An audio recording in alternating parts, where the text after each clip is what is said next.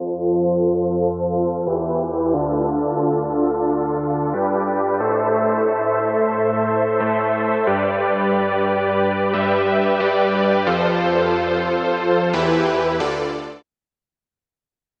there, it's Stephanie Shea, Chief Astrologer for janspiller.com with your August astrological overview. There's a lot to talk about this month.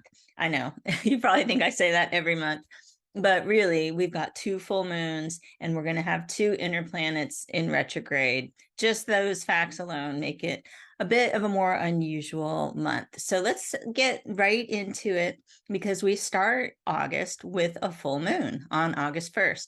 It's in the sign of Aquarius. I think it could really be an energizing full moon. I've always personally enjoyed the Aquarius full moon because it's all about friendships and socializing. And usually people feel a bit more energized. The other nice thing about Aquarius as a full moon is it's an air sign. It's a bit more detached.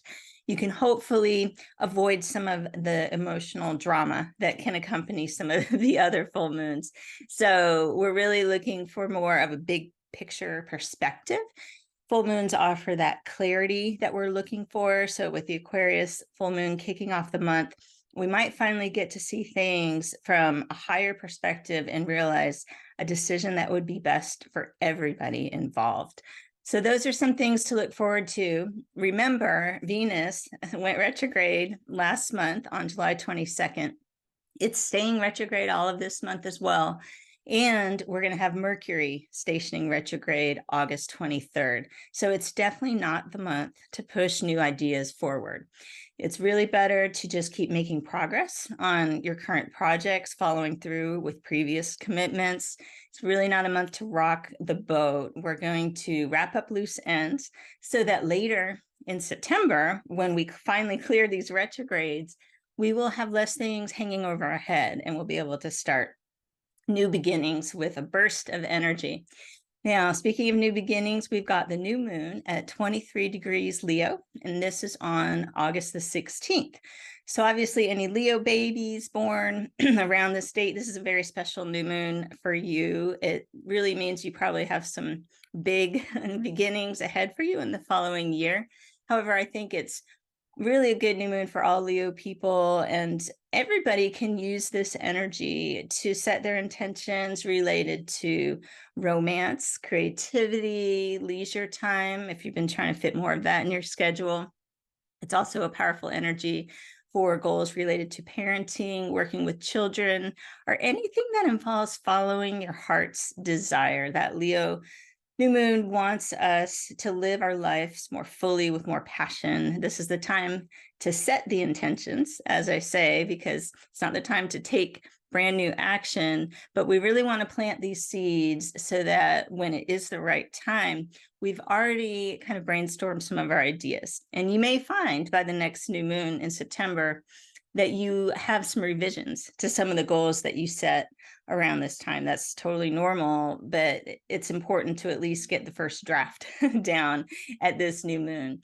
Now, we'll have the sun in Leo through August 22nd.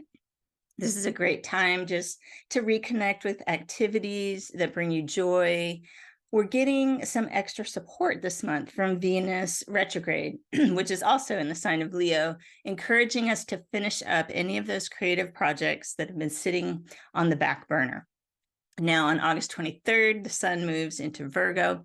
This is going to help us ground into our daily routines. I think for a lot of the month, we're going to be feeling the push to take care of practical matters. And Mars is also in Virgo much of the month through August 26th.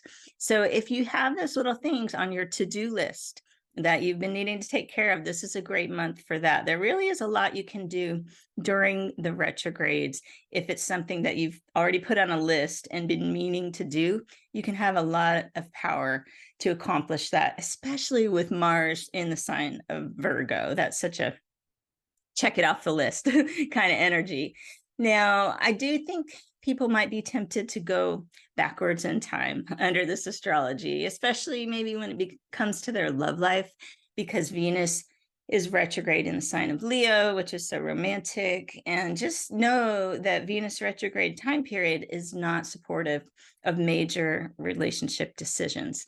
So it's okay to enjoy some nostalgic reminiscing. Say you're missing somebody from your past, you're thinking, I wonder if we're going to reconnect. Late September, when we clear these interplanet retrogrades, you'll be able to make a final call about key relationship issues, especially something as important as reconnecting with an ex. Now, if you are in a relationship and you have felt changes to a current partnership a long time coming, you've just been kind of procrastinating it. Oh, I know this is not going to work. That could be a time to finally take action during the Venus retrograde, where I think people get a little confused as if things had been going along really well, and then suddenly something bothers them out of the blue. I might have mentioned this last month because I find it such an important point about these retrogrades. If you weren't just satisfied with something before Venus went retrograde, maybe once Venus goes direct, it won't be as big of a deal. So you can make some temporary strategies rather than permanent long-term decisions. Now, on August 23rd, that's the same day the sun's moving into Virgo, Mercury is stationing retrograde in the sign of Virgo.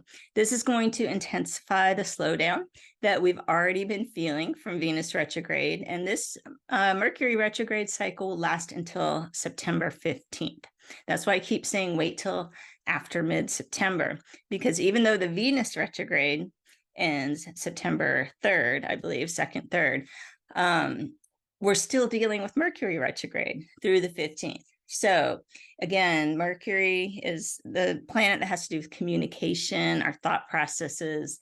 It really wouldn't be a time for big decisions, but when it's in the sign of Virgo, it tends to help us fixate internally on details maybe that we may have missed. So I find it to be a really good energy for getting organized and blocking out external distractions, because the Mercury retrograde is turning our focus inward. We're maybe less busy with social things. Plans can get canceled during Mercury retrograde.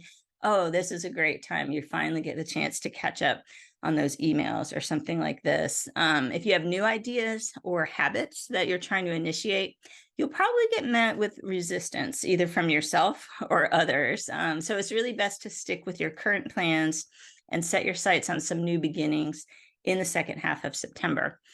Now, August is closing with a beautiful full moon at 7 degrees of Pisces. That's August 30th. They call that the blue moon when there's 2 full moons in 1 month.